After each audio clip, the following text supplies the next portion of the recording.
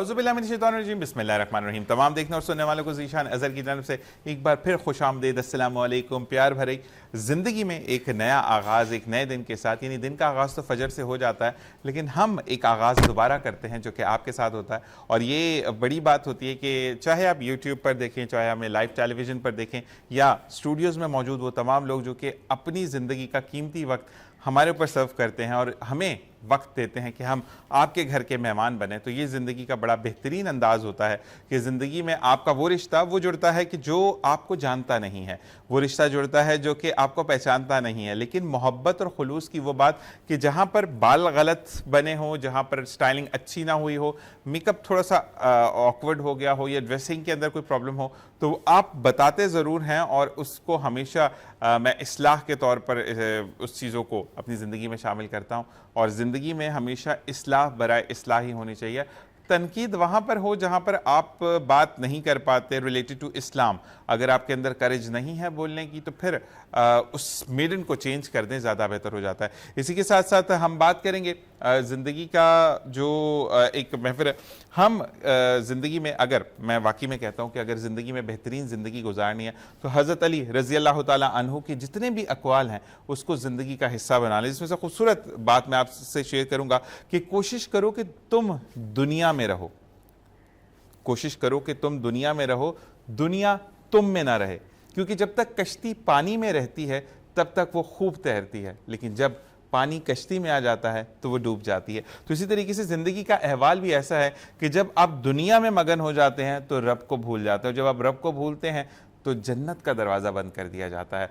और साथ साथ मैं ये ज़रूर कहूँगा कि जब जन्नत का दरवाज़ा, क्योंकि अल्लाह 70 माओं से ज़्यादा प्यार करता है, हम उसकी कोई भी हिकमत को झुटला नहीं सकते, लेकिन बेहतर ये होता है कि हम अपनी तरफ से बेहतरीन करें।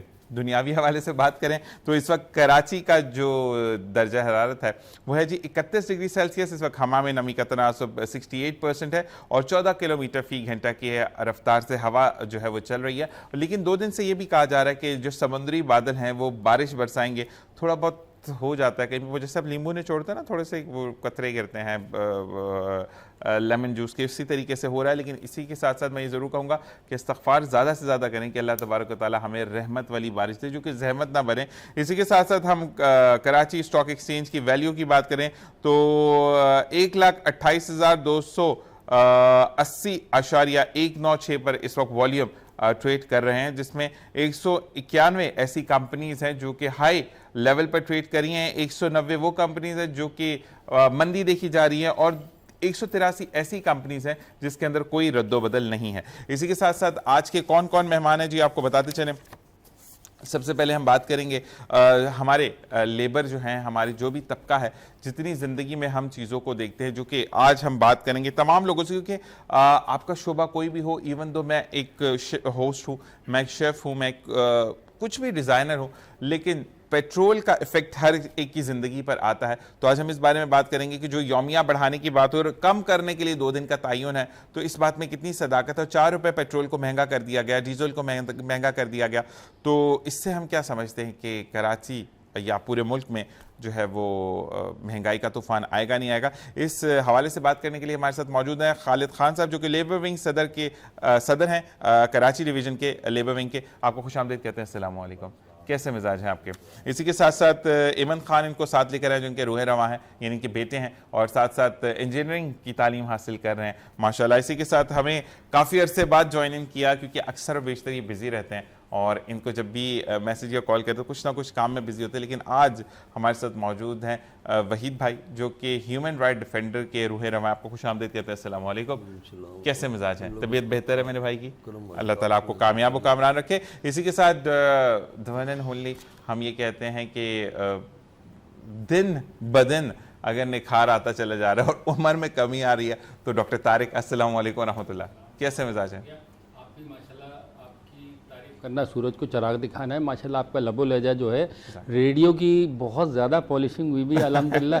एक इस किस्म का लबो लहजा आजकल देखने को मिलता नहीं, और साथ साथ माशाल्लाह से जिस तरीके से अदायगी है अल्फाज की, बहुत काबिल। रेडियो पाकिस्तान की एक बात मैं कहूँगा कि जब आपका तलफ़ुज़ है ना, अब पता नहीं, काफी अर्सा हो गया मुझे भी, बिल्कुल 2 ये साल चीज़ छोड़ा मैटर हुआ। करती है। आजकल तो पता ही नहीं लोगों को जेर ज़बर क्या होता है, किस तरीके हाँ, से। एक चीज़ ये मुझे भी बोली गई थी डॉक्टर तारिक के, हमें कोई नहीं सुनता, जो सुनता है वो हमसे बहुत बड़े हैं। तो तमीज़ और तहजीब के लहजे में आपने बात करनी, और साथ साथ मजाक करने का भी अंदाजा होता है, वाहियात मजाक नहीं करना, बिल्कुल होता है जिससे आजकल। मसले मसाइल आते हैं। लेकिन अभी हम वाहियात बात करेंगे, क्योंकि आज पेट्रोल के ऊपर अगर हम बात करते हैं, खलबी आपकी तरफ मैं पहले आता हूँ, मुझे बताएं कि यौमिया अगर इसको हम बात करें, एवरी डे पर तयन होगा और पेट्रोल की प्राइसेस बढ़ाई जाएंगी, और कमी के लिए शायद मैंने पढ़ा है, अब ये सच है ये गलत है, सोशल मीडिया पर हम इतना बिलीव नहीं कर सकते, आप ज़्यादा बेहतर बताएंगे, कि 2 दिन का हम स्टे लेंगे कि उसके बाद उसको कम डिक्लाइन करना अगर कीमत को, तो इंसाफ तो ना हुआ। शुक्रिया जी। असल में बात यह है कि ये जो गवर्नमेंट है, ये जो हुकूमत है हमारी, मसला ये है कि बुनियादी तौर पे तो डेली वेजेस ही पे चल रही है। वो ख़ुद भी जो है कि इसका देखा जाए तो उसकी जो पॉलिसियाँ हैं वो लगी ऐसा रहा है कि जैसे कि वो डेली वेजेस पे, शायद उसको ये अंदाज़ा हो गया है कि वो किसी वक्त भी जो है, किसी दिन भी जो है कि इसका काम उसका तमाम हो जाए। अब पेट्रोल की कीमतों में जो इन्होंने कमी की है, ज़्यादा क्या देंगे, 2 दिन देंगे, 1 दिन देंगे, मतलब इसकी तमाम ने मजम्मत की है। सही देखा जाए तो इनके अपने कोई फैसले नहीं हैं, इनके अपने कोई ऑर्डर नहीं है, इनकी अपनी कोई सोच नहीं है। ये पूरी तमाम पॉलिसियाँ, तमाम मामलात इनके IMF की बुनियाद पे बनते हैं, इंटरनेशनल जो है कि इसका उस पर बनते हैं। चंद लोग बैठे हुए वो सोचते हैं, और जो अपना अंदाज़ा तो ये होता है पता ही चंद लोग कौन है जो सोचते हैं। यानी अब जो हुकूमत की पॉलिसियाँ आ रही हैं, चाहे वो सियासी पॉलिसियाँ हों, इंटरनेशनल पॉलिसियाँ हों, मुल्क की मामलात की पॉलिसियाँ हों, उसमें तो ऐसा लगता है कि शायद गवर्नमेंट जो है कि इसका वो डिक्टेट की बुनियाद के ऊपर जो डिक्टेशन ले रही है और फैसले कर रही है। सही। अब रोज़ाना की बुनियाद पे ये वो मुल्क नहीं है कि यहाँ रोज़ाना की बुनियाद पे करें। यहाँ पे वो लोग हैं जिनका अपना एक अमाउंट है, उनकी अपनी की एक जो है इसका आमदनी है, उस आमदनी की बुनियाद पे वो अपने महीने के अखराजात तय करते हैं। आप पेट्रोल से मुराद ये कि आप एक फ़र्द की पूरी ज़िंदगी पे असरअंदाज हो रहे हैं। ऐसे ही है। आपका टाइम टेबल जो एक फ़र्द बना रहा है, एक मजदूर बना रहा है, या मैं समझता हूँ कि जो लोग भी बना रहे हैं वो पूरी की पूरी जो है कि इसका अपनी एक आमदनी के लिहाज से बना रहे हैं। उस आमदनी को मद्देनजर रखते हुए आप, अच्छा ऐसा नहीं होगा कि वो कम करेंगे, वो कम एक हो तो ये रहा कि एक दिन कम किया, होता ये है कि हफ्ते दिन बाद, 15 दिन बाद, 20 दिन बाद जब ये ज़्यादा करते हैं तो ज़्यादा उधम मचता है।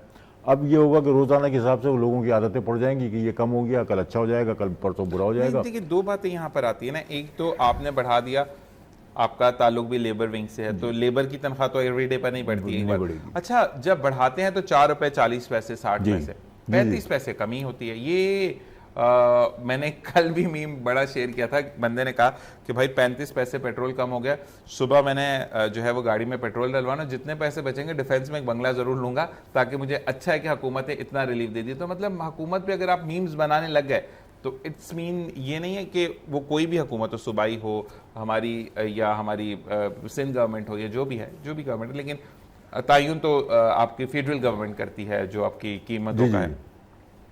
अगर उस पर ही मीम्स बन रहे हैं तो शायद मेरे जितनी छोटी मोटी नॉलेज है उसके मुताबिक तो फिर people don't believe on the government and their governance, के वो उस पर बिलीव नहीं कर रहे हैं। असल में मैंने आपसे कहा ना कि हो ये रहा है कि जो इन्होंने अब 15 दिन बाद जो कीमतें बढ़ेंगी, इन्होंने 6 रुपये बढ़ा दिए, प्रेशर उतनी सख्त आ जाएगा उनके ऊपर। अब लोगों को एक आदत का हिस्सा बना देंगे, कल ये बढ़ेगी, आज ये बढ़ेगी, परसों ये बढ़ेगी। और मेरी अपनी ज़ाती राय ये है कि आप 1 महीने बाद जब उठा के आप देखेंगे तो वही आपके 10-15 रुपये 20 रुपये ज़्यादा ही निकलेंगे, आपके कम नहीं निकलेंगे, इसलिए कि वो पता ही नहीं चलेगा लोगों को बढ़ रहे हैं कम हो रहे हैं। और ये सही है कि मतलब ये कि 35 पैसे 35 रुपये, मतलब ये है उनके कम करने का जो अंदाज होगा। रुपए तो नहीं है, 35 पैसे कम किया, लेकिन बढ़ाएंगे 35 रुपये, वो 35 रुपये बढ़ाएंगे। तो ये मैं समझता हूँ कि शायद इसकी मेरे ख्याल में जितनी भी मजम्मत की जाए, यानी इस मुल्क के अंदर ये सिस्टम इसलिए नहीं चलेगा कि डेली वेजेस के लोग हैं, जो लोग मतलब आपके जो तनख्वाहें ले रहे हैं उनका एक टाइम टेबल है, आपने मिनिमम वेज रखी है 40,000 रुपये, अब उसके अंदर वो ऊपर नीचे क्या करेंगे बेचारे, उनका तो अपना एक टाइम बन जाएगा कि इसमें मोटरसाइकिल पे इतना खर्च करना है, किराए पे इतना। 40 मिलता नहीं है ना, मसला ये अच्छा, है कि वो भी एक अलग इशू है कि वो 40 जो आपने बढ़ाए हैं तो वो जो है मालूम है 25-25 हज़ार रुपये पे, 30,000 रुपये पे, 35,000 पे लोग काम कर रहे हैं। तो अब वो उस सूरत हाल के अंदर जब वो अपनी तनख्वाह देखेंगे और जब आखिरी में महीने पे जाएंगे तो मेरा ख्याल में ये है कि शायद उनके लिए बड़ी दुश्वारियों का सामना होगा। और वो जो प्रेशर गवर्नमेंट पे पड़ता है ना ज़्यादा बढ़ाने का, वो प्रेशर तोड़ने के लिए उन्होंने जो है 1-2 दिन के जो है वो रखी है। बिल्कुल, आपसे मजीद इस बारे में बात करेंगे। वही भाई आपकी तरफ आते हैं क्योंकि आप भी उन लोगों को देखते हैं, मैं उस तबके को कह लें देखते हैं कि जो खुद अपना कफन भी अफोर्ड नहीं कर सकते अपने प्यारों का। तो मुझे बताएं कि पेट्रोल इस तरीके से बढ़ाना और उसके बाद जो है वो लोगों को 40,000 सैलरी का लॉलीपॉप देकर 20,000 भी मुश्किल से मिलती है, तो क्या कहेंगे इस बारे में? 40,000 का लॉलीपॉप देकर ईशान भाई होता नहीं है। ऐसे ही है। किसी भी कंपनी में चले जाओ, फैक्ट्री में चले जाओ, किसी जगह भी चले जाओ, 40,000 की ऐलान होता है कि 40,000 45,000 को सैलरी मिलेगी, लेकिन कोई कंपनी वाला बता दे किसको दे रहे हैं। बिल्कुल ऐसा ही है। 25,000 30,000 इससे ज़्यादा उसमें अलाउंस आ गया, उसमें उनका आगे सब आ गया करके 30 से ज़्यादा 32 इससे ज़्यादा नहीं बढ़ते। लेकिन लोग पूछो जो उनका घर किसी का किराए का घर है उसको कहाँ से पूरा करेगा, फिर सारी बीमारी हर इंसान के साथ है, वो कहाँ से पूरा करेगा, इस तरफ कोई नहीं आ रहा।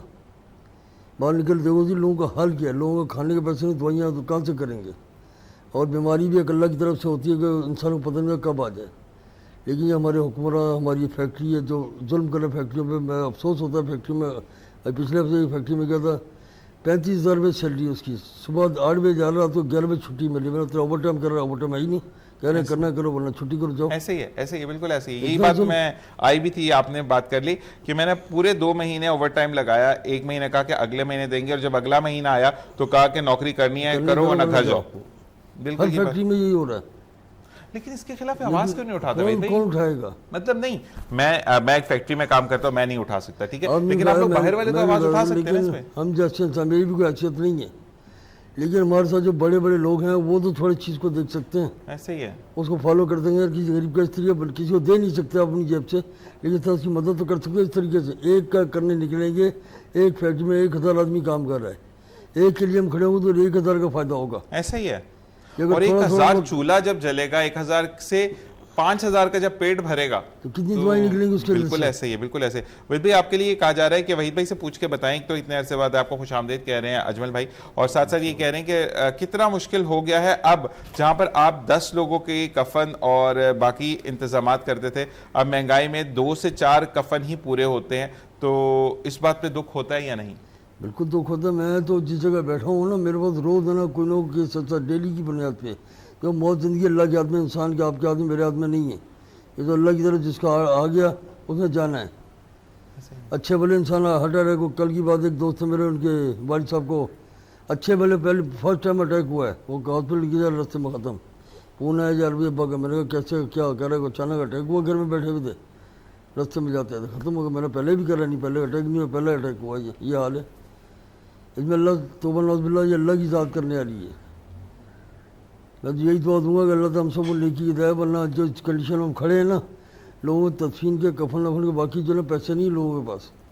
ऐसे ही है। क्योंकि जिस जगह में बैठा हूँ मेरे से ज़्यादा चीज़ को कौन समझ सकता है। मेरा रोज़ाना 2-3 मैयतें डेली की बुनियाद पर आती हैं वहाँ। भाई सबसे बड़ा दुख तो ये होता है कि आपका प्यारा चला गया, आपके पास कफन की पैसे नहीं है, आपको चलो कबर आपने मुफ्त करवा दी, ठीक है, चिल के पैसे नहीं जो ऊपर रखते हैं कबर के, तो करने वाली अल्लाह की ज़ात है। कोई लोग आ जाता भाई जैसा भाई आ जाता जो सिलसिले को आगे चलाता है।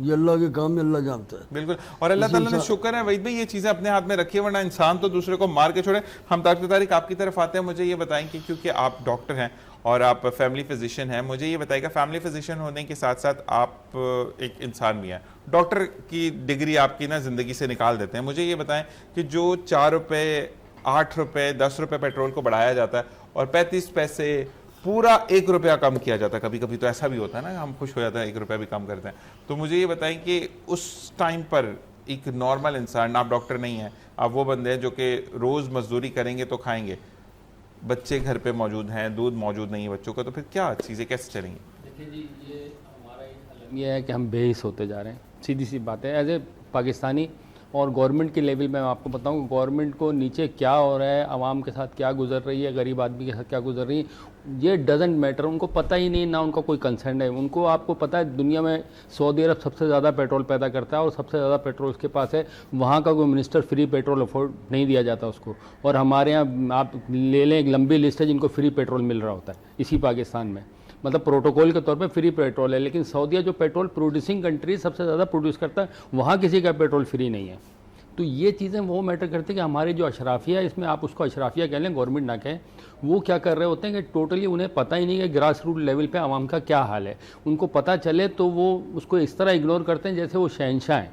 उन्हें कोई कंसर्न नहीं कि आवाम के साथ क्या हो रहा है। ये जितनी महंगाई बढ़ती जा रही है, आप कराची में आप क्राइम रेशो देख लें, सिंपली इसका इम्पैक्ट क्राइम रेशो पे पड़ रहा है कि हमारे कराची के अंदर क्राइम रेशो इतना ज़्यादा बढ़ चुका कि छोटी छोटी चीज़ों के लिए, मोबाइल के लिए जान जा रही है इंसान की, और उस पर हुक्मरान खामोश बैठे हैं। ये हमारी ये नहीं कि कोई ख़ास सिंध की हुकूमत, पूरे पाकिस्तान में ये रुझान हो रहा है। उसका बहुत बड़ी वजह इन्फ्लेशन है। जब महंगाई होती है, एक बच्चा घर में आता है कि उसको पता है कि माँ बाप को मैं खाना कहाँ से खिलाऊंगा, वो मजबूर होकर उसके पास एक ही रास्ता होता है कि हथियार उठा ले और अपना डेली का खर्चा उठाए। तो ये एक सोशल प्रेशर होता है कि फिर वो जराइम वहाँ बढ़ जाता है। अच्छा, लेकिन मसला साथ में ये भी है डॉक्टर साहब कि डकैत की भी अगर मैं बात करूं तो उसको भी ये पता है कि अगले के पास हो सकता है पिस्टल हो, मुझे चला दे मुझ पे, ठीक है ना।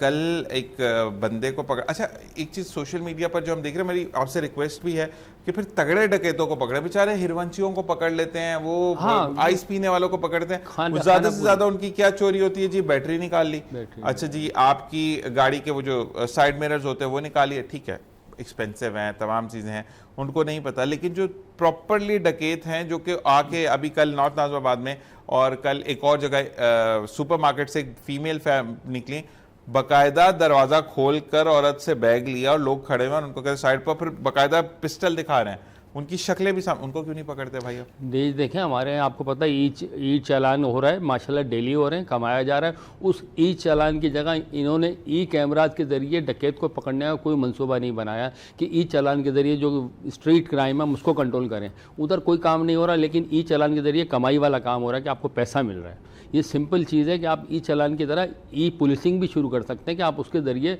जो स्नैचर्स उनको पकड़ लें, और मेरे ख्याल में 10 मिनट में पकड़े जाते हैं। इधर से निकले अगले कैमरे की जद में आ गए, अगले चौक पे पकड़े जाएंगे। होता ही नहीं है, चाहते ही नहीं है करना, सीधी सी बात। पर्दा करवाते हैं ना बुरी बातों को, नजर ना लग जाए उनकी मेहनत पे। खालिद साहब आपकी तरफ आते हैं और हमें एक बड़े प्यारे से बच्चे ने भी ज्वाइन किया, उसको भी इंट्रोड्यूस करवाएंगे थोड़ी देर में। मुझे ये बताएं कि माशाल्लाह हम तरक्की इतनी जल्दी नहीं कर रहे जितनी जल्दी एड्स फैल रहा है हमारे यहाँ। तो एड्स ज़्यादा पढ़ा लिखा है यहाँ, क्या मसला है? पढ़ाई ज़्यादा करके है, एड्स थोड़े इस बारे में आपसे पूछूंगा। अच्छा, ये बड़े अहम आपने जो है मौजू छेड़ा, डॉक्टर साहब भी मौजूद हैं तो इसमें अच्छा है, मतलब गुफ्तगू हो जाएगी। यानी शहर कराची के अंदर एक अस्पताल है वली का, सोशल सिक्योरिटी का। कुछ अर्से पहले ग़ालिबन लड़काना के अंदर जो है एड्स के एक मर्ज़ फैला था, बहुत से लोग जो है वहाँ पे हुए थे, 300-400 अफराद हुए थे। वली का जो मज़दूरों का है अस्पताल है, यानी वहाँ पे एम्प्लॉयर के पैसों से वो अस्पताल चल रहा है, और सिंध गवर्नमेंट सोशल सिक्योरिटी यानी सेसी जो उसको देखती है, टोटल कंट्रोल उस पर सिंध गवर्नमेंट का है। वहाँ पे गुज़श्ता 7-8 महीने से मतलब इसका एड्स के टेस्ट हुए और उस पर जो है इसका वो रिपोर्ट आई उसकी कि मतलब यहाँ पे जो है इसका ये हुआ है। आप हठधर्मी और आप जिसे कहना चाहिए कि बेहसी जो है वो ये थी कि उसकी रिपोर्ट जब आला हुक्काम को दी, 7 महीने तक खामोश बैठे रहे वो। उन्होंने कहा कि हमें जो सीरीज दी जा रही हैं, हमने इनसे कहा है कि हमें 50-60 दी जा रही हैं, 300-400 अफराद यहाँ पर आते हैं रोज़ाना, इससे ज़्यादा आते हैं, हमें इसके इजाफा किया जाए, वो नहीं दी उन्होंने। और अरबों रुपए का फंड वहाँ पे मौजूद है, नहीं दी।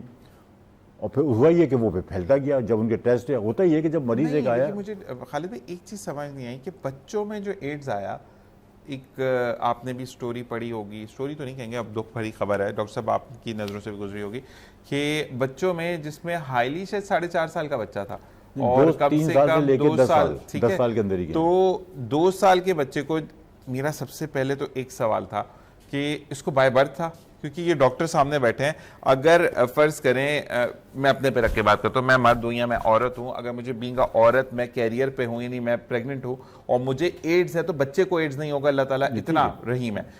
मैं नर्सिंग मॉम हूँ और मैं बच्चे को दूध पिला रहे हैं, तो उस दूध में भी नहीं होगा, ठीक है, ऐसा ही है ना डॉक्टर साहब अल्लाह। तो अगर उस बच्चे को बाय बर्थ नहीं था एड्स, तो फिर कैसे होगा? मैं आपसे कह रहा हूँ, देखें ये इन आबादी के जो बता रहा हूँ अस्पताल, ये वो आबादी है जो गरीब लोग हैं और ऐसे लोगों की बिल्कुल जिसे कहते हैं ना कि छोटे उसके, वो ज़रा सा ज़ुकाम हो, नज़ला हो, चूँकि अस्पताल उनका है, वो उसके मज़दूर हैं, उनके बच्चों का वहाँ पे इलाज होता है, वो वहाँ पर आ जाते हैं। तो ये तो तय हो गया। अच्छा, फिर हुआ ये कि वहाँ के इलाके के अंदर जो इन्होंने सर्वे जब कराया, उसके टेस्ट वगैरह लिए, स्कैनिंग कराई, तो पता चला कि इलाके के अंदर ये नहीं है, ये जो है यहीं से फैला है, यहीं से जो है कि इसकी ग्रोथ हुई है। तो फिर मैंने आपको बताया ना कि हुआ ये है कि वो 60 सिरिंज जो है वो तकरीबन जो है कि इसका इस्तेमाल हो रही है 300-400 अफराद के लिए। और सिरिंज में भी डॉक्टर साहब ज़्यादा बेहतर बताएंगे कि मुख्तलिफ क्वालिटी हैं, ऐसा नहीं कि मतलब उसके अंदर कोई एक। अब तो लॉक वाली आ गई, वो कैसे यूज़ हो गई? अब तो लॉक वाली आ गई, इंतहाई जिसे कहते हैं, जो 2 नंबर थकी हुई जो होती हैं, वो वहाँ पे फराहम की गई। जब सोशल सिक्योरिटी के आला हुक्काम को बताया गया तो उन्होंने उसके लिए कोई इंतज़ाम नहीं किया, बल्कि जब बहुत ज़्यादा फैला, टेस्ट हुए। होना ही चाहिए कि जब अस्पताल के अंदर कोई मरीज़ आता है तो उसके बाद उसका सबसे पहले टेस्ट होते हैं कि मतलब ये टेस्ट जो है कि इसका लाजमी है, और टेस्ट करने के बाद फिर उसके इलाज या वो शुरू होता है। वो टेस्ट कुछ भी नहीं, बस इलाज आपने शुरू कर दिया। मार 4.5। अच्छा, अब हुआ ये कि वहाँ का जो यानी परचेजिंग ऑफिसर जो है, ये जी जब ये बीमारी बहुत ज़्यादा फैली, मतलब बहुत ज़्यादा उधम हुआ, तो जो कमेटी बनाई गई उन्हीं 2-3 अफराद पे बनाई गई जो उसके जिम्मेदार थे।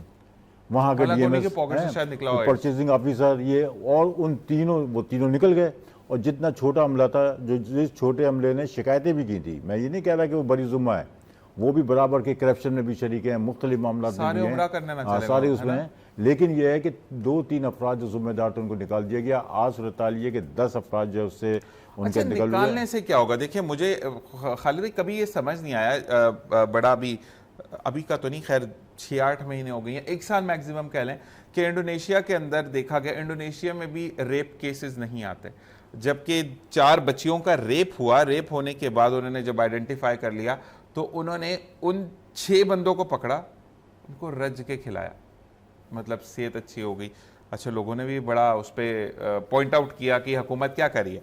उन्होंने कहा कि 4 दिन हमने इनको खिलाया, 4 दिन के बाद उनको, जितने दिन वो खाना खा रहे थे उतने दिन कुत्ते जो थे वो भूखे थे, ठीक है, उनको लटका कर उन मसाला लगा के कुत्ते छोड़ दिए, और कुत्ते इस मतलब आपकी नाफ से नीचे नीचे एरिया पर थे जहां से गलत अमल होता है, ठीक है। उसके ऊपर तो लोगों को इबरत मिली कि आज के बाद कोई काम गलत नहीं होगा। हमारे यहाँ पर अगर गरीब की बच्ची का या बच्चे का रेप हो जाता है, जैसे कि पकड़ के पड़ोसी ने बच्चा मार दिया क्योंकि उसने मरी हुई बॉडी के साथ भी ज्यादती की, और उसके बाद कह रहे मुझ पर शैतान आ गया था और ये आ गया था और वो आ गया था। मैं कह रहा हूँ इसमें थोड़ा सा आप ये देखें, यानी बेहसी देखें कि जब इस पे तकरीबन 10 से 11 जो है कि इसका डेथ हो गई, 200 अफराद मुतासिर हैं, जो रिपोर्टें आई हैं, बाकी कितने हैं ये पता नहीं है, 200 हुए हैं। हुकूमत सिंध जब इसके ऊपर होश आया, उसने कमेटी बनाई, उसने भी वही किया कि जी ये अफराद हैं, और उन्हीं अफराद को निकाल दिया। मज़ीद बेहसी का ये हाल है कि वज़ीर आला सिंध ऐलान कर रहे हैं कि हम 2 अरब रुपए का जो है पैकेज रख रहे हैं इनकी इमदाद के लिए, इसके लिए। यानी ऐसा लग रहा है जैसे सिंध गवर्नमेंट ने दे दिया। सिंध गवर्नमेंट ने पैसा नहीं दिया, सोशल सिक्योरिटी का पैसा उन्होंने निकाल के 2 अरब रुपए का ऐलान कर दिया। तो तुम्हें ऐलान करने की क्या जरूरत थी? तुम्हारा कौन सा एहसान है? तुमने कौन सा? अब वो उनका ये हाल है। होता ही है कि ये कोई ऐसी छूत की बीमारी नहीं है जो फैले, लेकिन ये एक बीमारी है, किसी जरिए से फैलती है। लेकिन एक बात है कि ये डॉक्टर साहब भी कहेंगे कि लंग्स इन्फेक्शन फैल रहा है इससे। अगर आप इफेक्टिव जो कैरियर है उसका, एड्स का मैं गलत नहीं हूं डॉक्टर साहब, अगर मैंने एक रिपोर्ट पढ़ी है कि उससे आपको लंग इन्फेक्शन, यानी आपकी इम्यूनिटी इतनी डाउन है कि अगर कोई बंदा टाइफाइड वाला या कुछ भी ऐसी बीमारी जो कि हार्ट बीमारी जिसको कहते हैं, टाइफाइड है, मलेरिया है या डेंगू है, उसने यानी छींका भी, तो आप 110% उससे ज्यादा बीमार हो जाएंगे। तो ये तो लंग को इफेक्ट कर रहा है आपके साथ। यही हुआ। अब हो ही रहा है कि उनकी जो है कि घर वालों की तरफ से जो बात आ रही है, वो कह रहे हैं कि रिश्तेदारों ने हमसे मिलना छोड़ दिया है। वो कह रहे हैं कि इन बच्चों को हमारे घर पर नहीं लाओ, मोहल्ले के अंदर उन बच्चों को जो है दूर कर दिया गया। यानी एक लिहाज से आपने वो मसाइल कराची के अंदर, यानी इन आबादियों के अंदर, इसका मतलब यह है कि वो मसाइल पैदा कर दिए हैं और कुछ भी नहीं तब्दील हुआ है। वली का अस्पताल में हमने ये कर दिया, हमने वो कर दिया, कुछ नहीं है, जैसा था वैसा है। जिन लोगों को लाके बैठाया गया है वही लोग हैं, और होगा ये कि थोड़े अरसे के लिए उनको ट्रांसफ़र कर दिया जाएगा, उनकी इंक्वायरी होगी, उसके बाद एक साहब है इम्तियाज शेख साहब, इंक्वायरी भी खाली पेपर पे होती है, कुछ सुने ना, एक साहब है इम्तियाज शेख साहब। इम्तियाज शेख साहब को कुछ अर्से पहले कैंसर की दवाइयों के सिलसिले में और कैंसर के सिलसिले में उनको जो है कि इसका इंक्वायरी हुई थी। एंटी करप्शन ने उठाया था उनको करप्शन में, आज फिर उनको लाके बैठा दिया गया, वही बैठे हुए हैं, वही सारे काम चल रहे हैं। और सिंध गवर्नमेंट की इस मामले के अंदर नीचे से लेके सेक्रेटरी लेवल तक जब पूरी एक चेन है करप्शन की, और पूरे लोग इसके अंदर जो मुलव्विस हैं। खालिद, मैं जरूर ये कहूंगा कि आप करप्शन भी करें, आप हराम भी कमाएं, आप सब कुछ कमाएं, लेकिन सिर्फ इतना बताएं कि आप मुसलमान हैं, कुरान पढ़ने वाले हैं, आप नबी को मानने वाले हैं, पंजतन पाक को मानने वाले हैं, तो फिर आगे क्या होगा ये तो आप बेहतर। दुनिया का अभी हजरत अली रजी अल्लाह तआला अन्हु का कॉल जो मैंने स्टार्टिंग ऑफ द प्रोग्राम पढ़ा, तो आपकी बात से बहुत रिलेट कर रहा है कि दुनिया में रहो, दुनिया तुम में ना रहे, क्योंकि फिर कश्ती जब डूबती है तो पता नहीं। तो डॉक्टर साहब आपकी तरफ, फिर मैं भाई आपकी तरफ आता हूँ। डॉक्टर साहब मुझे ये बताइएगा कि अब ऐसे बच्चे जो कैरियर्स हैं और क्योंकि छोटे बच्चे की इम्यूनिटी बड़ी अच्छी बूस्ट होती है, वो आगे जर्म्स को फैलाने में भी बड़ा ताकतवर होता है। बीइंग अ डॉक्टर आप मुझे बताएंगे, तो मुझे ये बताएं कि अब ऐसे बच्चों को क्या मास्क लगाकर वो कम्युनिटी में बैठ सकते हैं, या क्योंकि मास्क लगाने से वो रिफ्लेक्ट उन्हीं के जो ब्रीथ इन और ब्रीथ आउट होगा तो वो ज़्यादा बीमार हो जाएंगे? थोड़ा सा इस बारे में बताइए। नहीं, देखें, आपने एड्स का नाम लिया। गालिबन AIDS acquired immunity deficiency syndrome होता है। इतनी बुरी बीमारी है कि जिसको अगर नज़ला लगेगा तो वो नज़ला नहीं ख़त्म होगा, टाइफाइड होगा तो वो ठीक नहीं होगा, बॉडी की अपनी इम्यूनिटी ख़त्म हो जाती है, एंटीबॉडी नहीं बनती ना इसमें? हाँ, वो किसी भी बीमारी से लड़ने की ताकत उनकी कम हो जाती है।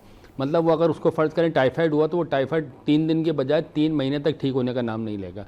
तो उस बेचारे की ज़िंदगी, चाहे वो बच्चा है चाहे बड़ा है, वो ज़िंदगी अजीरन हो जाती है। बहुत यूँ समझ लें कि बुरे हाल में ज़िंदा रहता है। कोशिश ये की जाती है कि ऐसे पाकिस्तान में अल्हम्दुलिल्लाह कुछ अरसे पहले बहुत अच्छी कंडीशन थी, अब लेकिन अब ये इतना ज़्यादा आम हो रहा है कि लोग इसके नाम को कम से कम समझ गए कि एड्स है क्या चीज़।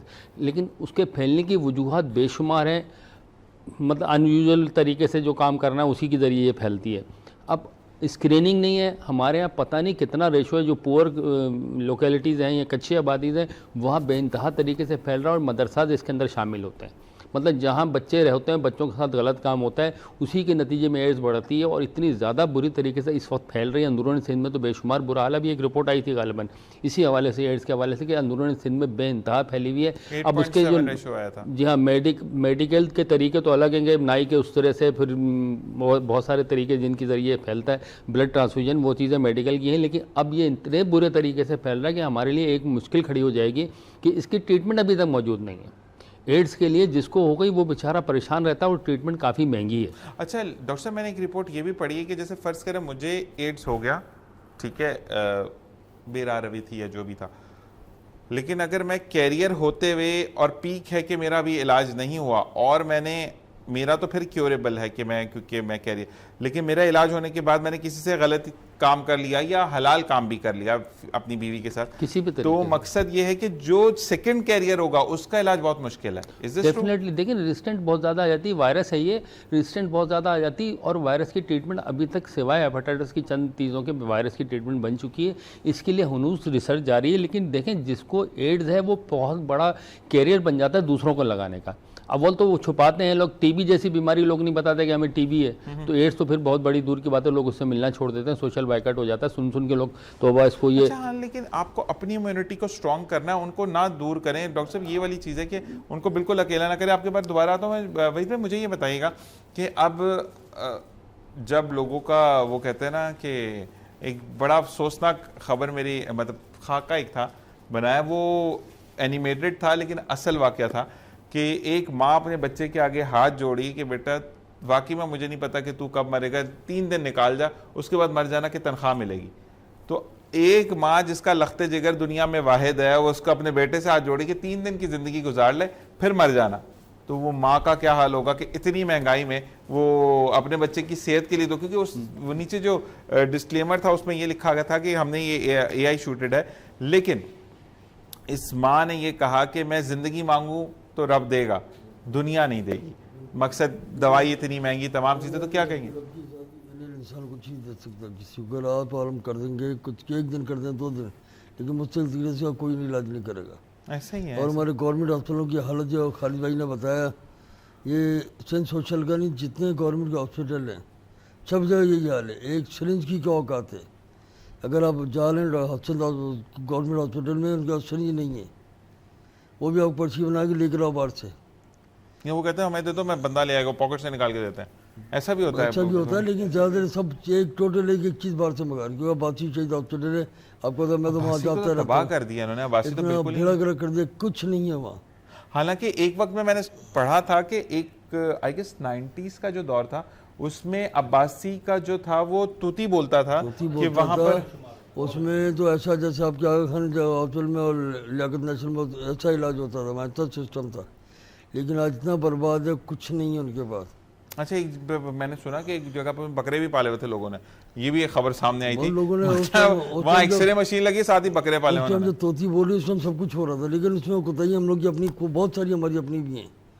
हम अपने आपको अच्छा कहते हैं। लेकिन सिंध में अगर हम वही पे उस गवर्नमेंट को देखें, मैं किसी गवर्नमेंट का नाम नहीं ले रहा, जो मौजूदा हमारे प्रोविंशियल गवर्नमेंट जितनी भी है, जैसे सिंध गवर्नमेंट अभी, तो उस वक्त तो एक और गवर्नमेंट थी 90s के दौर में, तो फिर उसका ये अमल दरामद देखा जाए, इवन तो अगर नाम लेना MQM का दौर था उस वक्त, तो MQM ने फिर फोकस किया सेहत पे। MQM ने तो उस टाइम बहुत अच्छा किया था, लेकिन मुझे वाली बात है आज इनके पास क्या नहीं। अगर वो ये लोग उस टाइम सिस्टम लेके सही चलते, आज हमारे आपके लिए मेरे लिए इनके लिए सिस्टम नहीं बनता सही। हमने किसी ने कोई तवज्जो इस तरफ तवज्जो नहीं, अपने अपना घर भरा, अपना अपना सिस्टम चला, बस मौका है अपने आप को देखो, वरना वही अब्बास थी उसमें दुनिया का इलाज होता था। आज अच्छा, अवाम का एक बात बड़ी अच्छी प्रोड्यूसर साहब ने कहा कि अवाम के पैसे से ही तमाम चीजों को किया जाता है। अब तो आप अगर वो क्या कहते हैं कार्ड स्वैप करते हैं तो विद होल्डिंग टैक्स के अलावा 1 रुपया एक्स्ट्रा चार्ज होता है, वो कार्ड हमने हाथ में पकड़ा था आपका। तो मकसद ये है कि आप मुझे बताएं हर चीज पर टैक्स है, अवाम को तो फैसिलिटेट नहीं किया जा रहा। अवाम को फैसिलिटेट क्या दिया, कुछ भी जरा बासी चाहिए डॉक्टर जाओ, अब पहले 5 रुपए की पर्ची बनती थी, मतलब 25 या 30 रुपए की पर्ची बनती है। 25 रुपये 30 रुपये समझ डॉक्टर की फीस, कुछ कर लो वो कर लो, फिर उसके बाद डॉक्टर पास जाओगे, डॉक्टर एक चीज़ आपको बाहर की लिखेगा, या अगर आपने एक्सरे कराना उसका टोकन बनेगा, CT स्कैन कराना उसका टोकन बनेगा, MRI की मशीन अब शहीद हॉस्पिटल टोटल ख़राब पड़ी हुई है, CT स्कैन भी टोटल अब ताल्लुकात हैं बहुत ज़्यादा, 2-4 दिन में आपका कुछ हो जाए, वरना बहुत बुरा हाल है इस टाइम। गरीब आदमी खाने और दूर की बात, इलाज के लिए सिस्टम नहीं है, कहाँ से इलाज कराएगा। अच्छा, ये बड़ी बात वहीद भाई, जैसे आप पे भी गुजरी, आप तो प्राइवेट पे थे, गवर्नमेंट में आप गए नहीं, लेकिन मसला ये है कि प्राइवेट के पैसे आपके पास थे, हर एक के पास नहीं होते। यहाँ पर तो हार्ट के मरीज डॉक्टर साहब देखेंगे कि बच्चों को, जिसको भी हार्ट का मर्ज बड़ा बुरा होता है, वो कहते हैं ना कि आपको पता नहीं कि मेन आर्टरी में प्रॉब्लम है, ब्लॉक है, या उसमें कोई पंचर है, जो भी है ABCD, आप जब तक सीनियर किसी से कॉल नहीं करवाते तो आपका इलाज नहीं होता। अल्लाह अल्लाह देख रहे, मर के अल्लाह को जवाब देना है। हार्ट के मामले में इस टाइम सिन्हा हॉस्पिटल जो है NICVD अच्छा है, NICVD अच्छा है। तवज्जो दी जा रही है, अगर आप जाओगे फौरी तौर पे आपको कर भी होगा। उसमें ये नहीं है, उसमें लाइन वैन जो टोकन का पर्ची वो तो आपको करना पड़ेगा, उसके अलावा कोई परेशानी नहीं है। ठीक है, हर चीज़ आपको मुहैया करें, हर चीज़ बड़ा अच्छा सिस्टम किया हुआ उन्होंने। NICVD का मुझे एक अच्छा लगा, क्योंकि मेरा भी ज़ाती तजर्बा वहाँ रहा, मेरे बहनोई की तबीयत ख़राब हुई थी, हम उनको प्राइवेट हॉस्पिटल से लेकर गए थे, क्योंकि प्राइवेट हॉस्पिटल को भी ये पता लग गया था, देखिए जहाँ पे गवर्नमेंट बुराई है वहाँ पे प्राइवेट की भी बुराई है, उनको ये पता लग गया था कि पैनल पर हैं वो, और मैं नाम नहीं लूँगा हॉस्पिटल का, और वहाँ पर जब नहीं सर, अच्छा बाई पाइप लगा दिया बंदे को, उसको ज़रूरत ही नहीं है। मैं आधे घंटे पहले मिलकर गया, नहीं 3 घंटे पहले मैं मिलकर गया, क्योंकि मुझे मॉर्निंग शो पे आना था, तो प्रीवियस चैनल पे, तो मैं जब गया तो मुझे रमीज़ भाई बता रहे कि भाई को जो है वो पाइप लगा दी। मैं कहा इतनी बुरी सीरियस कंडीशन तो नहीं थी। अच्छा, जब मैंने जाकर पता किया तो वो कह रहे नहीं सर, वो दरअसल हमने इसलिए लगाया कि उनको मसला ना, जब मसला होता मेरे भाई तो लगाते हैं ना। अच्छा, फिर सेकेंड डे मेरी बात हुई तो उन्होंने कहा कि आप इनको जिना कार्डियो लें अगर हार्ट का प्रॉब्लम है। नहीं सर, इनको आप अपने रिस्क पे लेकर जाएं। मैंने कहा आप इनकी फाइल बनाएं। दोपहर को 3 बजे मैं बोल कर आया, रात 1:30 बजे तक फाइल नहीं बनी थी। फिर मैं 6ठे फ्लोर पर चीखा, 12वें से लोग नीचे आए, मुझे फाइल मिली। अगले दिन उन्होंने कहा एम्बुलेंस तक बंदा हम छोड़ कर आते हैं। तो प्राइवेट का भी हाल बहुत बुरा है। प्राइवेट का बहुत बुरा हाल है आपके साथ। मैं नहीं भुगत के बैठा हूँ प्राइवेट का। मेरा क्या हाल हुआ था, जो लड़के डॉक्टर तस्मानी से लड़के मैं हॉस्पिटल छोड़ कर आया था। वो तो आपने ऑपरेशन नहीं कराया था ना, वो तो आपको मोरो का ऑपरेशन कराया था। बैठा थोड़ी आता, माजूर बन के लेटा होता बेड पे। यही है वो शख्स आपके साथ बैठा है। ब्रेक से वापस आते हैं, इनसे 2-2 हाथ करते हैं। आपने कहीं नहीं जाना, देखते रहिए द ग्लोबल मॉर्निंग।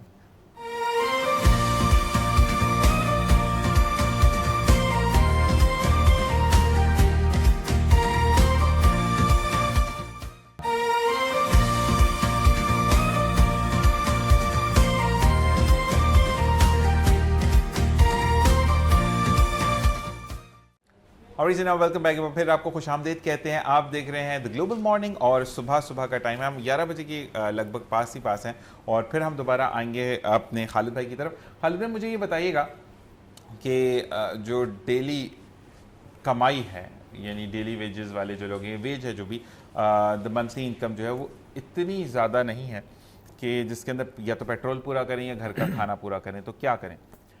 असल में ये भी एक बड़ा अहम है कि गवर्नमेंट ने अभी जो बढ़ाए हैं वो भी मतलब 3,000 के करीब हैं। गालबन 40,000 थे, अब वो सिंध गवर्नमेंट ने शायद 4,000 कर दिए, 44,000 रुपये हैं। तो अब 44,000 रुपये ये तनख्वाह बढ़ने के बाद मिनिमम वेज मौजूद है। लेकिन जिस तरह के अभी बताया कि किसी फैक्ट्री के अंदर जो है मिनिमम वेज तो क्या मतलब बेशुमार जगहों पे, बल्कि जो गार्ड ड्यूटियाँ कर रहे हैं वो 15,000 रुपये पे कर रहे हैं। और 12-12 घंटे नौकरियां कर रहे हैं, 20-20 हज़ार रुपये भी काम कर रहे हैं वो। तो ये तो एक ऐसी चीज़ है कि जिसपे मतलब ये कि जो भी सुनता है वो ये कहता है कि यकीनन ये एक है। अच्छा, दूसरा अगर उनसे बात भी करो बेचारे गले लग के रोने लग जाते हैं, 15,000 पे पिस्तौल दी हुई अगले सीने पे गोली मार उसके बाद जुल्म क्या है, वो एक अभी आपने बात की थी ना, इस पर आवाज़ क्यों नहीं उठाते हैं। आवाज़ की सूरत एक होते हैं परमानेंट मुलाजिम, एक होते हैं ये आर्जी मुलाजिम जो डेली वेजिस पे फैक्ट्री में काम करते हैं। कॉन्ट्रैक्टेड जो हाँ, परमानेंट मुलाजिम जो है किसी फैक्ट्री में अगर 50 हैं तो ये आपके जो आर्जी कॉन्ट्रैक्ट मुलाजिम है ये तकरीबन 500-600 हैं, यानी उनको कोई मराद नहीं मिलती, उनको किसी किस्म की फैसिलिटीज़ नहीं है, कोई सोशल वो नहीं है उनकी। और उनकी सूरत ये है कि सुबह आते हैं, शाम को पता नहीं उनका मतलब सुबह जाएंगे ड्यूटी पे होंगे कि नहीं होंगे। इस सूरत के अंदर जब हम उनके लिए आवाज़ उठाने के लिए कहते हैं तो बेचारे की इतने मसाइल हैं, इतने मुश्किलात हैं कि वो 25,000 पे गुजारा करते हैं, आवाज़ उठाने को तैयार नहीं है। जो परमानेंट मुलाजिम है, जिस तरह मैंने पहले भी एक दफ़ा एक चैनल पे कहा था, लकी नाइट्स की जो है, यानी लड़कियों के लिए ये है, ख्वातीन के लिए कि वो मतलब अंधेरे में काम नहीं करेंगी। आज भी वहाँ सूरत ये है कि जुल्म का इस हद तक है कि वहाँ पे रात को 9-10 बजे उनको छुट्टी दी जाती है और कोई उनको जो है इसका किसी किस्म की वो नहीं दी जाती। अच्छा क्या आपने क्लियर कर दी, मुझे भी आया अंधेरा में काम तो गलत हो जाएगा, तो मकसद ये है कि रात देर तक काम नहीं करेंगी। मुझे थोड़ा मैं नेगेटिव थॉट पे निकल गया था, क्योंकि लोगों का, आवाम का भी ये मसला होता है कि हमें क्लियर करना कि इनका कहने का मकसद ड्यूटी देर से काम मतलब इशा के बाद या मगरिब के बाद वो काम नहीं कर सकती हैं, लेकिन ये कि उनको रोका जाता है। और ओवर टाइम जो है, यानी 4 घंटे 3 घंटे उनसे ओवर टाइम लिया जा रहा है और पैसे नहीं दिए जाते हैं, और दिए भी जाते हैं तो 4 घंटे काम के 2 घंटे दिए जा रहे हैं। और इतनी बदतमीज़ी, इज़्ज़त नफ्स उनकी जो मजरू हो रही है, और कोई कवानीन नहीं है, कोई उनकी वो नहीं है। और सारे जिसे कहते हैं ना कि एक मालकान का एक ने बैठाए हुए हैं वहाँ पे बदमाश किस्म के लोग, और मुकम्मल धमकियां देते हैं। और सेकेंड थिंग मुझे बड़ा अफसोस के साथ कहना पड़ेगा, इवन प्राइवेट के अंदर जो कि आपका BM है, ब्रांच मैनेजर है किसी भी मॉल का, तो 1-2 केसेस मेरे सामने आए हैं। अगर वो कंफर्म्ड हो जाते तो फिर तो मैं बेनकाब करूंगा उन लोगों को भी कि बेसिकली एक तो मुझे देखते भी हैं। तो भाई प्रॉब्लम ये है कि आपका BM बनने के बाद आपको कोई अथॉरिटी नहीं है कि आप किसी लड़की की इज्जत के साथ खेलें, उसको ये कहते हैं कि डिनर पे चलोगी या नहीं चलोगी वरना नौकरी से निकलवा दूंगा। यही सूरत हाल है। तो यानी जो आप सेटिंग में आ मुझे गए, ये बताएं कि आपकी, अच्छा ऐसे लोगों को मैं कहता हूँ उस पॉइंट पे मारना चाहिए जहां पे उनको बड़ा फख्र है कि हम मर्द हैं, ठीक है, तो उनको याद आ जाएगा कि हमने क्या गलत किया। और सेकंड थिंग ये है कि बीच चौराहे में खड़ा करके जब आप 8 से 10 लोगों को थप्पड़ पड़वाएंगे तो फिर कोई ऐसा काम नहीं होगा। मैं 3-4 ऐसे जगह को जानता हूं अच्छे तरीके से कि बस कंफर्म होने की देर है कि वो बंदे मुझे कुछ भी तरीके से वीडियो दे दें कि ऑफर ये आई है, ये आई है, तो मैं लकी नेट्स के सिलसिले में तो इंशाल्लाह मैं आपको जो कि हम मेरे पास चीज़ों को देखेंगे, जब तक हम उसको मंजर आम पर नहीं लाएंगे तो चीज़ें आसानी होगी। हमें जैन अली खोखर ने ज्वाइन इन किया है, जो बड़ा अच्छा शैम्पू यूज़ करते हैं बालों पे, और उनके बाल भी बड़े अच्छे हैं। अस्सलाम वालेकुम। वालेकुम सलाम, कैसे मिजाज है? हिलाते ही बड़ा तुम बाल को ना सेंटर की मांग निकाल के, तो वो फूफू वाले तो नहीं है जो फूक मार के बाल उड़ाते हैं? पक्की बात है। अच्छा जी, बड़े अच्छे सिंगर हैं और इनकी जो गिटार बजाने वाले दोस्त हैं वो काम पे हैं? बिल्कुल। कौन, अब जॉब क्या करते हो वैसे अगर आपसे पूछो? वो किसी कंपनी में जॉब। और आप? मैं जॉब नहीं करता। ये बड़े आदमी हैं, ये खोखर भाई का अपने खोखर मिल्स एंड कंपनी के मालिक हैं ये। अच्छा जी, हम आते हैं वहीद भाई आपकी तरफ। वहीद भाई मुझे ये बताइएगा कि हम काफ़ी बातें जो मजाक में करते हैं उसका अक्सर और बेशतर यही वाली बात होती है किसी की बात बुरी ना लगे, लेकिन अगर आप उसको अकेले में या तन्हाई में बैठ के सोचते, बड़े दुख की बात है कि एक लड़का या लड़की, आजकल तो लड़के बेचारे भी महफूज नहीं हैं, तो जब एक बंदा घर से निकलता है इस मजबूरी से कि उसके साथ कोई ज्यादती हो गई, वो चुप रहता है कि घर का चूल्हा जलता रहे, तो अल्लाह का अजाब तो कभी भी आ सकता है ना, वो किसी भी सूरत में आता है।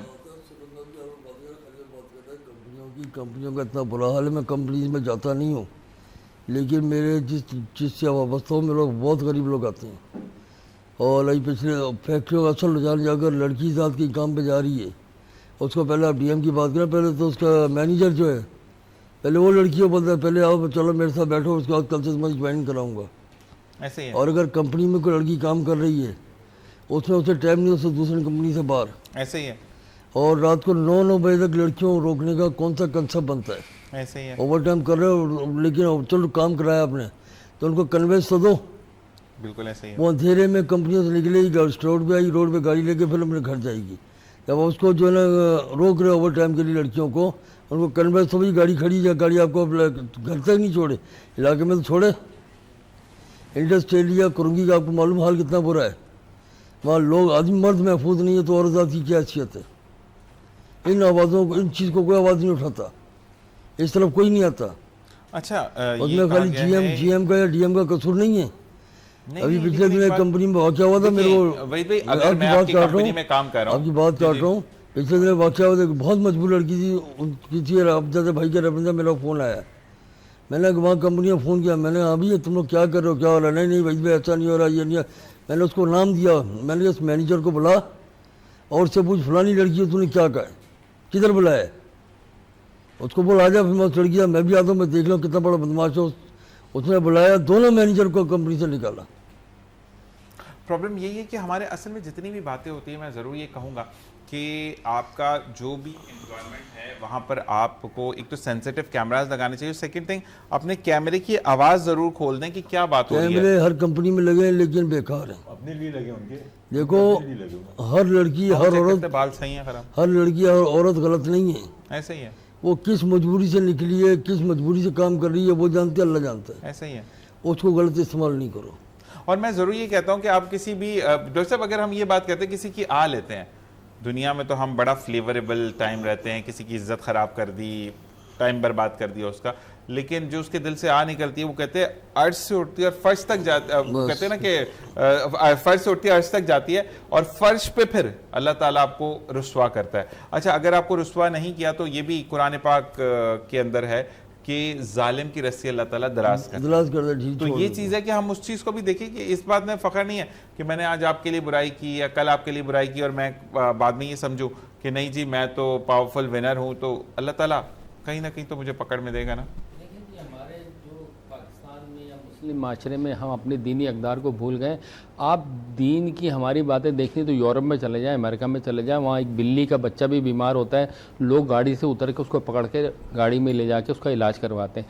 हमारे यहाँ रोड पे बंदा मर के लेटा हुआ है, कटा हुआ है, उसको कोई नहीं देख रहा होता। नहीं, उसके साथ सेल्फी बना रहे होते हैं। अच्छा, वो हाँ, उस पर वीडियोस बन परसों रही की हैं। वीडियो में देख रहा बंदा मर रहा है, फड़क रहा है, उसको कहते सर इस तरफ सांस लें, वो सेल्फी अच्छी नहीं आ रही, पकड़ के मारे बंदा तुम्हें, गंदे आदमी। अरे मैं अब भी ऑन एयर बात हो रही है, हमारे इलाके में एक डेथ हुई, उसका जनाजा जा रहा था, उस जनाजे के ऊपर सेल्फियाँ और वीडियोस बन रही थी। ऐसे ही है। अब इस स्टेज पर हम लोग आ गए हैं कि ये एक अलमिया है कि हमें उस तरफ लगा दिया गया कि जो हमारे दीन से बिल्कुल ही अपोजिट है। अब तो चलें, एक मैयत तो मतलब मेरे घर में अगर डेथ हुई है तो वो मेरे लिए मसला है, आपके लिए नहीं है, ठीक है ना। आप आएंगे थोड़ा सा गम होगा, ठीक है, लेकिन एक मुकद्दस जगह जिसके हर मुसलमान ख्वाहिशमंद है, आई गेस कोई ऐसा नहीं होगा जो कि खाना काबा नहीं जाना चाहता, ऐसे ही है ना खालिद भाई। वहाँ पर मुझे बड़ा हैरत हुई कि एक बंदे की क्लिप मैंने देखी, अब वो उस बंदे ने सेकंड ने वायरल की, साथ वाले ने उससे वायरल क्या की कि मुझे जो है वो इस बंदे ने बोला अच्छा मैं रोऊंगा तो तब वीडियो बनाना है, काबे के सामने खड़ा होकर ड्रामेबाजी। हाँ जी, देखिए वो सारे वायरल होने के चक्कर में वसीम अकरम साहब ने अभी हज पे जो कंकरियाँ मारी थी उसकी वीडियो बड़ी वायरल हुई थी कि एक चीज़ें चले, वो तो सेलिब्रिटी लोगों को एक दिन को प्रमोट कर रहे हैं, अब ये किसी की डेथ के ऊपर जो बंदा मर चुका उसके साथ क्या गुजर रही है। मुझे बड़ा अच्छा लगा था डॉक्टर साहब, जब मैं गया तो उम्रे पे, तो वहाँ पर ही वो हमारे पाकिस्तानी भाई थे जो कि हमें ज़ियारतों पर लेकर गए थे, उन्होंने बड़ी अच्छी बात की। उन्होंने कहा कि मैं अक्सर अपने लोगों से कहता हूँ कि जो अल्लाह के अहकामात हैं वो शरीयत है, और इसी मुकाम पर आकर जो अल्लाह ने मना फरमाया है उसको आप करते हो तब शैतान के पैरोकार होते हो। उससे कैसे, मैं अपने पाकिस्तानी बहन भाइयों के लिए बात करूंगा, मैं किसी के लिए बात नहीं करता, मतलब गालियां दे दे के माता डी माँ दी अब्बा दी ऐसी। भाई आप हज के उसमें आए हैं और वैसे भी हज पर कंकरी है, उम्रे पे नहीं है, ठीक है, वहां पे खड़े होकर फजूल काम कर रहे हो तो आप शैतान के पैरोकार हैं, को तमीज़ करनी चाहिए। और डॉक्टर साहब आपको जाना है तो बिल्कुल आप चाय पीजिए और फिर जाइए, एंजॉयमेंट करिए चीज़ों का। और दूसरी बात ये कि ये जो आप नोबल पेशा आपके सामने आप लोगों को जो है वो बताते हैं, इवन दो मुझे जब एलर्जीज होती है तो चीज़ें प्रोवाइड आप कर रहे होते हैं, तो अल्लाह ताला इसी तरीके से आपको रखे। इंजेक्शन का कोर्स भिजवा दीजिएगा, मैंने सीधी तारीफ की। और जी हम आते हैं अब अपने खोखर साहब की तरफ। जैन अली खोखर के लिए हम अगर बात करेंगे तो जैन अली खोखर की जो काविशें हैं, जो वो सिंगिंग करते हैं, या मैं ज़रूर ये कहूँगा कि वो किससे इंस्पायर हुए कि वो गाने इतने अच्छे गाने लगे, या बचपन में सुर में रोते थे, क्या था मुझे बताओ। कहते कि जो सिंगर होता है वो बड़ा सुर में और बड़ा लंबा चौड़ा रोता है, ऐसी बात सही है? नहीं, ऐसा तो नहीं लगता मुझे। बाकी बचपन से स्कूल में थे जब, तब से ही गाना स्टार्ट किया, और जो भी इवेंट्स वगैरह होते थे, स्कूल के फंक्शंस होते थे, तो टीचर वगैरह कहते थे सुना दो गाना, तो तो फिर कभी खरी खरी सुनाई किसी टीचर को उस गाने में? नहीं नहीं। अच्छा, कभी ऐसा हुआ कि देखिए आपका रिजल्ट आने वाला है और इवेंट आ गया और एक टीचर आपका बड़ा फेवरेट और आपको पता है मैं इसमें तो फेल हो जाऊंगा, तो आपने कहा मार्क्स बढ़ा दें वरना गाना नहीं गाऊंगा? नहीं नहीं, मैंने एक बार ऐसा हुआ है, टीचर ने मुझे कहा था कि आप गाना गाएंगे। गाएंगे? अच्छा। सही है, एक इवेंट था, उस इवेंट की एनिवर्सरी थी, एनिवर्सरी में हमने गाना गाया। तो फिर टीचर ने टीचर की शादी की एनिवर्सरी थी नहीं, या उस स्कूल की? हमारे स्कूल की थी। अच्छा, ओके। उन्होंने फिर जो है ना उस चक्कर में मुझे मार्क्स ज़्यादा दिए। अच्छा, तो मुझे ये बताएं कि मार्क्स अच्छे मिले थे? अच्छे मार्क्स। फिर अब्बू अम्मी ने अगली दफा नहीं कहा कि बेटा इस मार्क्स टर्म में अच्छे लेके अगले टर्म में फेल? एक ही बार उन्होंने वो कोऑपरेट किया मेरे साथ, बार बार नहीं। अब वो कह रहे हैं बच्चा फ्री ना हो जाए, काम खराब हुआ। अच्छा, मुझे बताओ कि किसको इंस्पायर होकर, किससे इंस्पायर होकर सिंगिंग की तरफ आए? मैं आतिफ भाई से, आतिफ असलम, उनको देखा, उनको सुना, बचपन से उनको सुनते रहे और उन्हीं को सुनते सुनते उनको गाते रहे।